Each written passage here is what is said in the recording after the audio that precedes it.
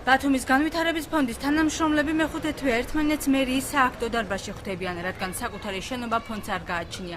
ამის მიუხედავად, როგორც უწყების ხელმძღვანელი ავთანდილ დარჩია ამბობს, ფონდი ისტორიულ ბათუმში მდებარე სახლების, სადარბაზოებსა და ჭიშკრების რეაბილიტაციას ახორციელებს. სამუშაოების შესახებ დოკუმენტაცია, როგორც ფონდის ხელმძღვანელი ამბობს, ისევ ოფისის არ ქონის მიზეზით სახლში აქვს.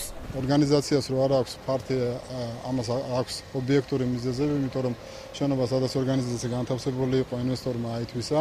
ჩვენ გააჩნიათ ქალაქ ბათუმის მერიას სახლ-დარბაზი კომისიის შტომის დროს იქფიქრებებით და ოფიციალურ დოკუმენტებს ვამუშავებთ მომიჯნავე აიპების ოფისებში.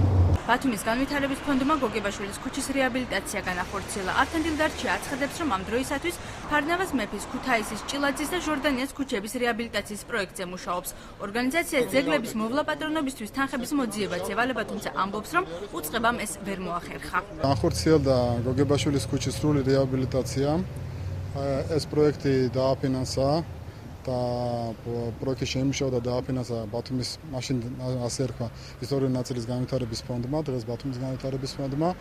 აგრეთვე ჩვენ შეიმუშავეთ და დავამუშავეთ და შევქმნით დავდეთ პროექტი ქუთაისის, ფარნავაზ მეფის, ელიავას, ეხლანდელი ოთარ ჭილაძის და ჟორდანიას აი ამ ქუჩების შუალედში არსებული კვარტლისა.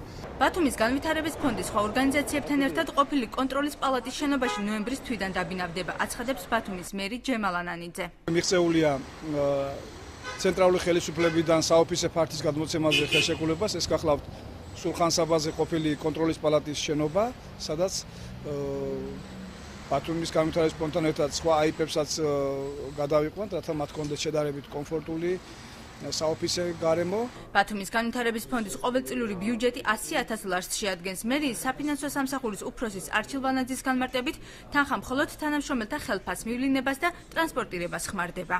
არასამე წარმოება კომერციული იურიდიული პირი ბათუმის განვითარების ფონდის 2013 წლის საბუჯეტო ასიგნება შეადგენს 100,000 ლარს, რაც ძირითადად განკუთვნილია ორგანიზაციის თანამშრომლების შრომისანაზაურების ფონდის, ასევე საოფისე კომუნალური ხარჯებისა და ძირითადად კომპიუტერული ტექნიკის შეძენისათვის.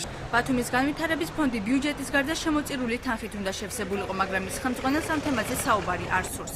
ავთანდილ დარჩიამ მიზეზად კონფიდენციალურობის დაცვა დაასახელა.